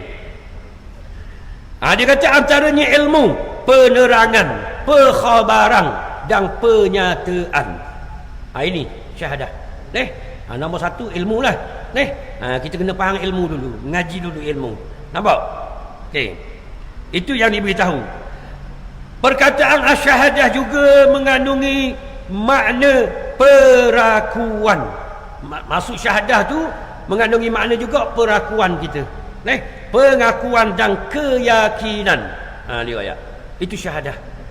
Pengakuan dan keyakinan. Kita boleh yakin bahawa Allah je Tuhan. Allah je Tuhan. Tuhan ni gapo kak? Masa mengaji tahun 92 dulu, mengaji kitab takrib mula-mula sekali. Tahun 92 mengaji, tok guru berkata gapo Tuhan ni? Tuhan ni Tuhan. Tuhan yang mencipta dan mentadbir sekalian alam. Allah je Tuhan. Nampak? Nak boleh kata Allah je Tuhan tu, acur kita ngaji. Nak boleh kelek mari. Tok guru orang Fatani. Dia kata nak boleh kelek mari tu kecek belah dia. Tahu? La ilaha illallah yang tersebut tu kita nak boleh kelek. Mari duduk dalam hati kita ni bukan mudah. Nak boleh kata Allah je Tuhan. Allahumma salli ala Muhammad. Bukan mudah nak kata Allah je Tuhan. Nah, Dia buat contoh buat bisa hamba masa mengajar gitu. Tok Guru Rahman kata, mu nak boleh yakin di dalam wahnya tu ada menyok. Dia panggil menyok. Kecek belah dia, aku panggil minyok. Tapi boleh faham lah dia kecek tu. Dan najuk bahun pahit dia tu. Nampak? Nak boleh kata dalam wahnya tu ada minyak. Kalau kita tengok wahnya ada minyak. Mana ada minyak? Nampak kulit. Nampak lagi ni? Ya tak ni? Jadi bila kita reti dah, bila kita nak minyak, kita cari wahnya lalu. Sebab kita tahu dalam wahnya tu ada minyak. Betul tak? Tu selalu kita faham. Tapi dia ajar apa? Sebelum mu nak boleh minyak, mu kena tanam pokoknya. Tanam dulu pokoknya. Lepas tu jaga biar buah.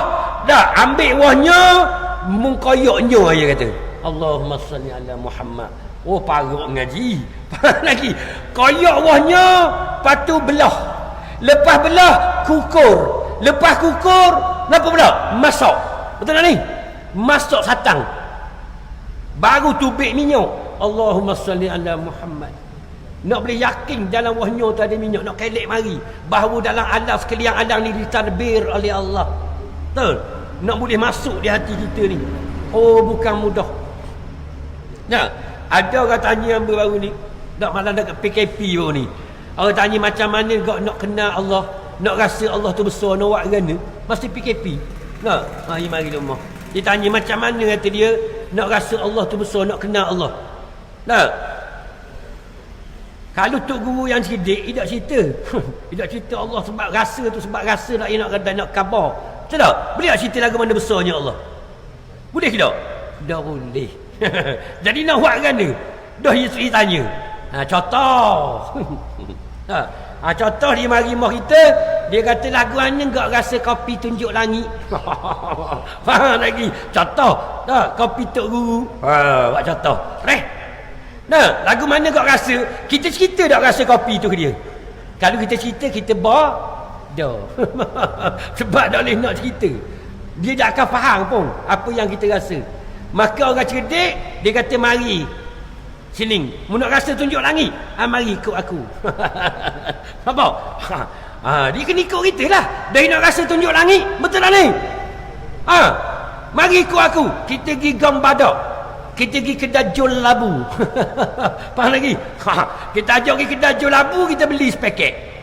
Ni nak, kalau nak kenal tunjuk langit, ni kena kenal molek. Kan mahal kota dewa, kan kopi jatang, kan pelik banyak kopi. Kalau nak tunjuk langit, mu kenal molek. Inilah tunjuk langit. Begitu kau kita. Kalau orang tanya kita lagu mana kau ustaz nak rasa kemurahan Allah, kebesaran Allah, nak kita ajak dia kena kenal akidah. Kamu tengok molek akidah Islam, Ahlussunnah. Mu jangan Jabariyah, Qadariyah, Mujassimah, Murji'ah. Jangan ni. Ni pastikan Ahlussunnah. Betul tak ni? Pastikan tunjuk langit. Bukan Tokat Ali. Faham lagi? Kalau nak rasa tunjuk langit sungguh. Kena kenal betul-betul. Masuk kita bawa dia dan kita ajak pergi Maidin pula. Allah panjang cerita. Nak boleh tunjuk langit. Buat apa pergi Maidin? Kita pergi beli cerek. Apa yang panggil kendi. Kita beli kendi, beli dapur gas, beli gas. Apa lagi?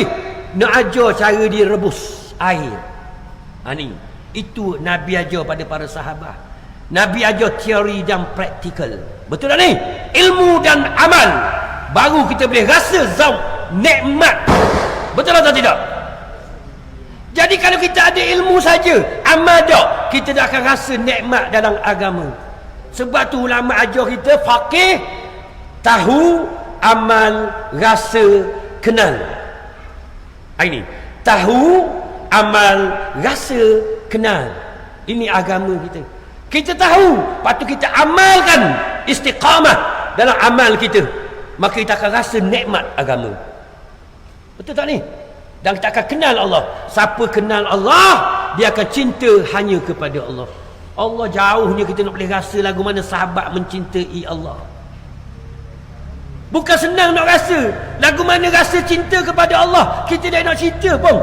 Jadi sahabat nak suruh kita rasa, dia ajar ilmu amal dan istiqamah dengan amal tu. Kita akan rasa apa yang dia rasa. Maksudnya kita beli kendi, balik kita ajar rebuh air, kita tuang dalam cawang dan kita kucah tunjuk langit tadi, kita minum. Gini ke ustaz rasa tunjuk langit? Ya. Betul atau tidak? Dah sedap. Ya tu sedap ustaz. Dah nak khabar dah orang. Nak Jadi nak khabar orang, amu kena bawa cara aku tadi juga. Kena tunjuk langit betul-betul, kita cari kendi masuk betul-betul. Insya-Allah.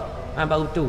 Jadi kita hari ni nak rasa keagungan Tuhan, nikmatnya solat, tapi kita tidak belajar akidah yang sahih, kita tidak tinggal maksiat. Macam mana nak rasa nikmat dalam solat? Betul tak ni? Jadi kita tak akan rasa lagu mana nikmatnya solat tu. Tidak dokkan Tuhan kata qad aflahal mu'minun. Tidak dokkan Tuhan guna kalimah qad. Nah, qad aflahal mu'minun, demi sesungguhnya mendapat kejayaan, kemenanganlah bagi orang beriman. Allazina hum fi salatihim khashi'un. Yakni orang yang sembahyang khusyuk ni nikmat yang teramat sangat. Jadi bila kita nak rasa kalau tidak ikut sistem yang betul? Betul tak? Maka ni sistem yang diajar. Ilmu amal rasa kenal. Bukan sekadar tahu saja, bukan sekadar mengaku saja. Kita kena amalkan agama kita. Allahumma salli ala Muhammad. Kalau kita nak amal, ya Allah, balik lagi boleh amal lalu dah. Boleh amal lalu dah kita dengan ilmu agama kita. Nak balik slow, start kereta bismillahirrahmanirrahim. Nak syukur pada Allah. Bawa kereta sampai trafik light tu merah, sabar menunggu. Sabar menanti. Relax. Ni dah lambat polok api ni. Apa mau jadi gitu? Faham lagi? Lepas tu kereta depan api hijau, dia tak pergi lagi. Kita kata menatih kereta ni, apa tak pergi lagi? Nampak lagi? Kata bini pula, alah ni zaman ni main wasak dah tu. Kita bukan nak main wasak, main berumah. Apa dah? Atas halal ni. Tengok. Jiwa kita kacau. Tapi bila kita ilmu dan amal, kita amal, hati kita bersih, inna lillahi wa inna ilaihi raji'un. Buat 13 Mac baru ni kita belajar, kita kongsi dah tentang ibtilak bab ujian. Jadi inilah ujian daripada Allah. Innallaha ma'as sabirin. Sesungguhnya Allah Taala bersama dengan orang yang sabar. Allah Taala buat orang mai WhatsApp depan aku sebab Allah Taala nak angkat aku ke sisinya. Maka aku perlu sabar. Betul atau tidak? Ni mugi supoh. Bodoh sungguh. Faham? Betul tak ni? Ini ilmu agama kita. Mugi supoh apa? Faham? Tuhan ujimu nak angkatmu ke sisinya. Allahumma salli ala Muhammad. Ini mudah kalau kita faham. Tak marah orang. Orang Islam tak marah orang. Senyum sama. Smile always. Senyum sama. Nampak lagi? Percaya ke tak ni? Sedang molek 10-20 jam ber. Istihar pungutan derma jam 10. 20. Tepat 10-20 jam ku lah. Jamu ku tahu. Faham lagi? Jadi gitulah. Mengikut amanah yang menerima sekeping kertas ni, suruh istihar pungutan derma. Derma ni besar tahu, infak sedekah. Sebab apa kita sedekah? Kabarkan dia orang medan ilmu. Kita nak beramal kena tahu. Sebab apa kita sedekah? Ada sedekah dari kalimah apa? Sedekah sidqun. Sebab apa aku wibiti? Aku membenar wujudnya Allah. Betul atau tidak? Sebab tu kita wibiti, kita sedekah, aku membenar wujudnya Allah Subhanahu wa taala. Sebab tu orang beriman dia tidak bakhil. Betul? Amba nak tanya orang medan ilmu, nak khusyuk orang mayang, nak balik dah ni kat Sungai. Nak khusyuk orang mayang ni? Nak khusyuk semayang mudah je. Betul tak ni? Dia boleh menghasilkan khusyuk kalau kita ngaji bab solat. Rasa berhajatnya kita kepada Allah, rasa fakir, maka dia menghasilkan khusyuk. Kita rasa fakirnya kita kepada Allah, perlu kita kepada Allah, itu menghasilkan khusyuk. Jadi macam mana nak suruh rasa fakir? Jangan kedekut. Sebab Quran ajar kita, wa amma man bakhila wastaghna. Barang siapa kedekut, dia tidak berhajat kepada Allah. Kata Allah tu guru, istighna tu sifat Allah. Betul tak ni? Kita iftikar, fakir. Jadi bila mu kedekut, mu jadi tidak berhajat. Tidak berhajat ni sifat Allah. Sifat kita fakir. Jadi siapa tak kedekut, dia akan fakir terhadap Allah. Dia akan khusyuk solat dia. Confirm. Betul? Allahumma salli ala Muhammad. Mudahnya kita agama kita. Sebab apa mak kata mudah? Sebab Allah yang wi soalan, Allah yang jawab. Allah wi penyakit, Allah juga yang mensihatkan. Betul atau tidak? Siapa yang menurunkan penyakit hati? Allah. Siapa yang mengakatkan penyakit hati? Allah. Mudah je, ikut Allah, insya-Allah. Deh, orang medan ilmu boleh kosong semaya jemaah sekarang. Deh, sedekah. Apa lagi? Oh pandai. Deh, bukan pandai. Sungguh tu khabar tu. Deh, sedekah dengan ikhlas. Insya-Allah lah. Deh. Okey. Habis. Sikit lagi. Deh, kita habis rakaat ni. Perkataan syahadat juga mengandungi makna perakuan, pengakuan dan keyakinan. Oleh itu, tengok dia kata oleh itu ni penting lah. Oleh itu, orang yang bersyahadah, oleh itu kita faham dah atas dia kata tadi, perakuan, pengakuan apa segala tu.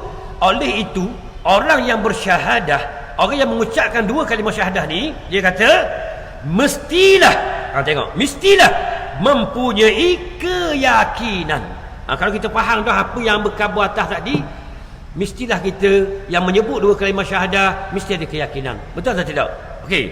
Mempunyai keyakinan mengenai kebenaran apa yang disyahadahkannya. Allahumma salli ala Muhammad. Okey. Biar kita mempunyai keyakinan apa yang kita sebut. Kalau kita kata Allah ni besar, kita yakin sungguh Allah itu besar. Okey, itu maksud dia.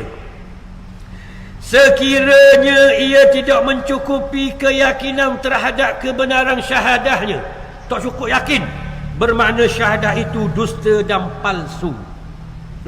Sebab tu dinyatakan kebenaran kita dalam solat.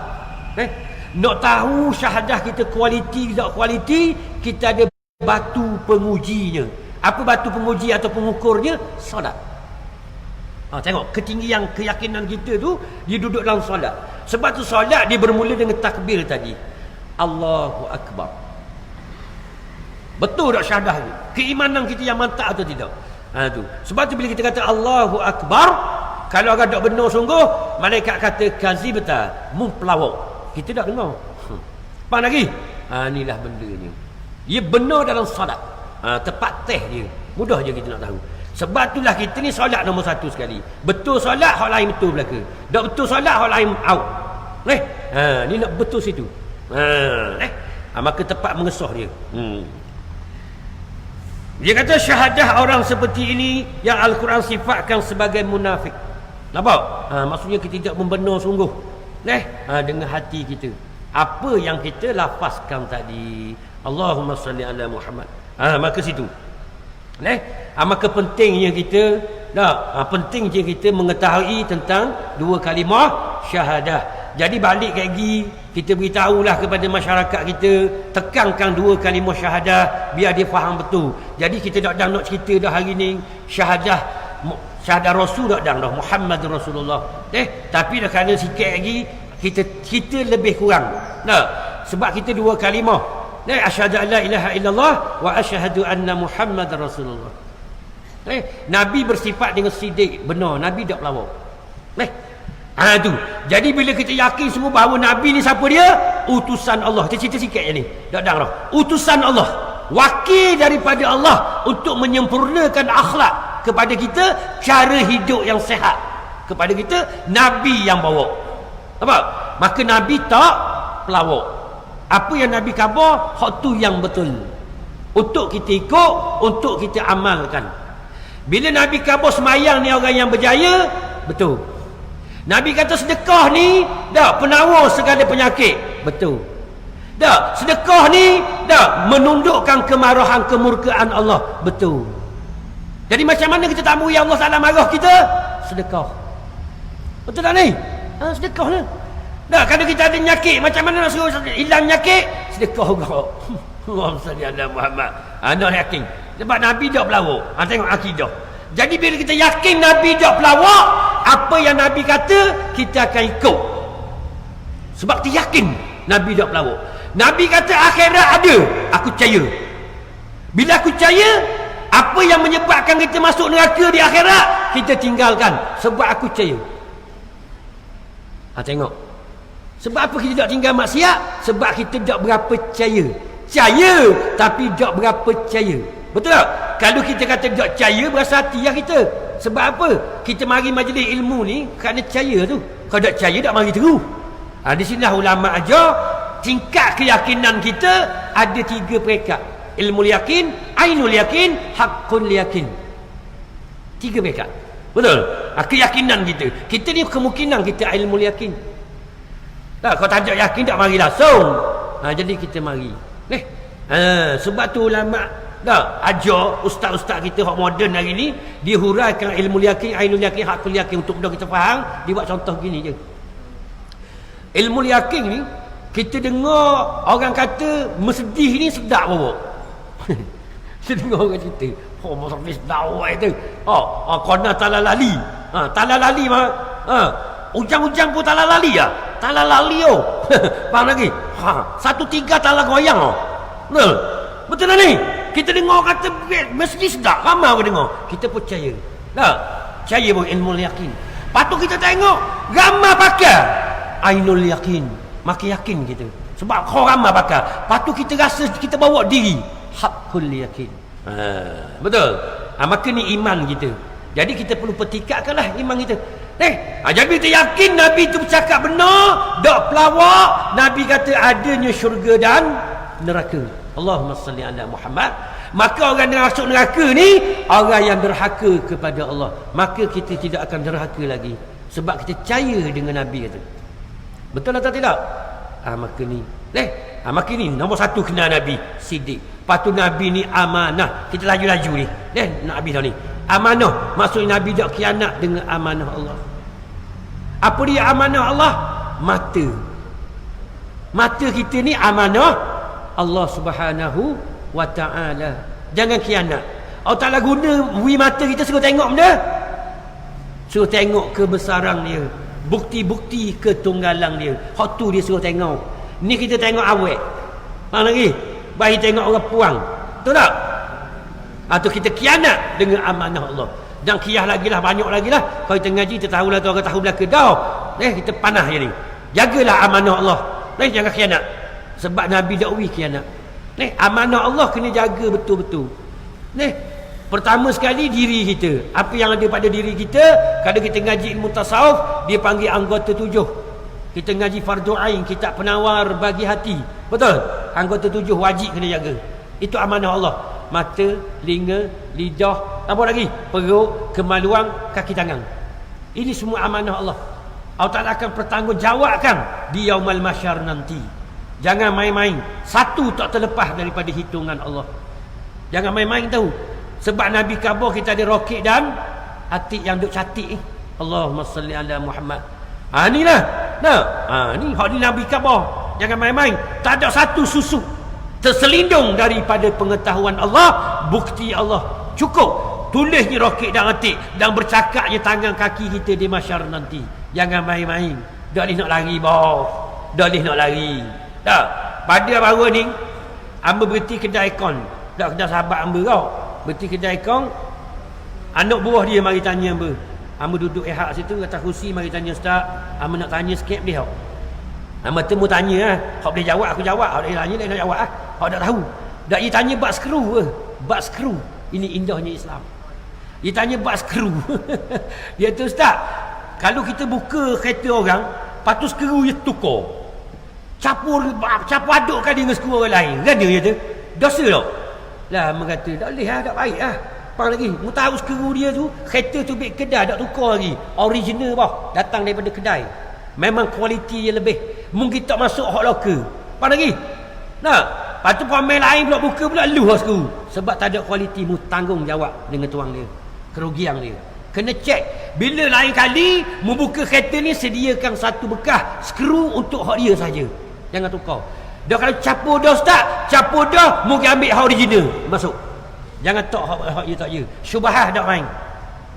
Faham lagi? Orang Islam nak jelas. Betul? Indah tak Islam? Indah atau tidak? Ini keindahan Islam. Allahumma salli ala Muhammad. Orang Islam ni selamat dia. Nampak lagi? Dia selamat daripada tangan orang Islam yang lain. Orang Islam lain tak binasa dengan tangan kita. Itu Islam.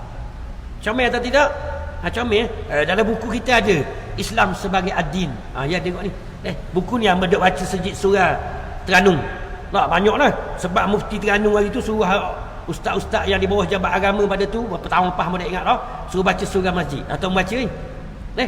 Suruh baca surah masjid Terengganu. Comel buku ni. Atau hamba duk baca ni. Tu. Lagu mana Islam yang sebenar? Lagu mana khalifah hamba ada belaka dalam buku ni. Comel. Biar baru kita sedar, oh Islam sebenar gini. Comelnya. Memang comel Islam. Lagi. Apa gitu pun kira tak main cincai-cincai. Ni kita cincai-cincai mana boleh? Tak boleh. Islam ni indah. Apatah lagi nak membinasakan sesama kita. Allahumma salli ala Muhammad. Nak fitnah sesama kita ke jauh. Nak hasad sama saudara kita. Oh no. Tak ada. Kita orang Islam adalah menggembirakan orang Islam yang lain. Sebab Nabi dia amanah, Nabi diutus untuk menggembirakan manusia, menyelamatkan manusia. Itu diutuskan Nabi SAW. Jadi pukul 10.30 lebih dah. InsyaAllah padang dah masa. Tadi pun ada dah kuliah. Ni tazkirah. InsyaAllah. Padang dah tu. Macam hamba kata sokmo-sokmo lah, hamba pergi mana pun, kalau tazkirah, hamba kata orang tahap depan hamba ni semua aling belaka dah. Tahu belaka dah. Cuma kita lemah dalam amal sahaja. Ad-din wal amal. Agama ni amal. Hamba suka nasihat tu. Agama ni amal. Tolong amalkan apa yang kita tahu. Tubik kat gini, jumpa orang sama kita, wisalang assalamualaikum, senyum. Faham lagi? Tak boleh termasuk dalam golongan Nabi kata akhir zaman, kita wisalang ke orang kita kenal sahaja. Orang kita tak kenal, kita tak layang pun. Betul atau tidak? Wisalang belaka. InsyaAllah masuk kedai, orang banyak. Sebab kita senyum. Sotik kedai kita senyum. Mesti ada seorang terasa. Betul tak? Dia tu seumur hidup aku duk rajin dengar orang wisalang itu. Dan duk rajin tengok orang senyum sampai gitu. Dah dia makan mi dah. Kita baru nak order. Faham lagi? Kita order suti meja awak-awak kita balik kuliah kan. Dia panggil kira. Kita kata. Dia tu ustaz orang bayar dah. Ambil tahu. Siapa bayar? Berapa lori ni? Ambil kenal dah. Kis senyum. Boleh? Ni masuk macam Jason King muka. Nampak lagi? Bayar diri ya mung. Betul tak? Itu Islam comel. Terah awak tak percaya. Kayak gini senyum masuk kedai mana? Tak pasal aku ke mana? Masuk kedai assalamualaikum. Tuan kedai kata mabuk ke mana Pak Ngoh? Tak rajin wisalang kata. Ke hampir kuda. Lagi. Biarlah. Tak. Masa mengaji dulu nak amal, ya Allah, bertahun baru boleh wisalang. Ia dikekok. Sebab tak ada orang wi dah salang. Kita nak wi kekok ni. Kekok nak wi. Jadi malu nak wi. Amal dalam sebut mulut kita macam semayang lah. Macam rukun qauli. Dengar di telinga kita je masuk kedai. Assalamualaikum. Tak berani nak buat kasar. Malu lagi masa tu. Bertahun-tahun duk amal. Baru boleh sebut assalamualaikum. Tu pun hak dekat ni je. Tak berani nak kuat lagi. Lama barulah masuk kedai. Assalamualaikum. Assalamualaikum. Paling habis. Baru paling habis. Faham lagi? Bukan mudah nak amal ni. Ad-din wal amal. Amalkan. Walau kita tahu sedikit, amalkan. InsyaAllah. Siapa istiqamah dalam amal, Allah Ta'ala akan campurkan rasa nikmat dalam beragama. Dia akan bertambah amal lagi orang lain. Istiqamah tu penting. Betul atau tidak?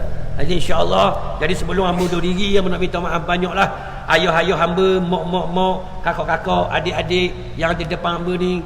Ada belakang hamba ni. Minta maaf banyaklah. Kita lah ada terkasut bahasa, cakap kurang menyenangkan.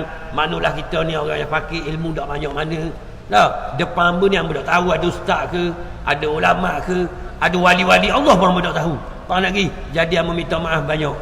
Ada terkasut bahasa ke, insya-Allah ada salah tutur kata ke, salah terbaca ayat ke, salah terbaca hadis ke, nombor telefon hamba ada. Atau WhatsApp ustaz salah baca ayat surah Jumaat tadi. Tegur dengan baik, tegur dengan kasih sayang. Sebab Nabi ajar kasih sayang. Jangan cari jalan baloh, jangan. Berkasih sayanglah sesama kita. InsyaAllah rahmat Allah akan turun di negara kita bila ada kasih sayang, insyaAllah. Wallahu subhanahu wa ta'ala a'lam. A'udzu billahi minasyaitonir rajim. Bismillahirrahmanirrahim. Alhamdulillahi rabbil alamin. والصلاة والسلام على أشرف الأنبياء والمرسلين وعلى آله وصحبه أجمعين. اللهم سلمنا وسلم ديننا وسلم إيماننا وسلم توحيدنا وسلم معرفتنا وسلم أرواحنا وسلم أجسادنا وسلم أرزاقنا وسلم إخواننا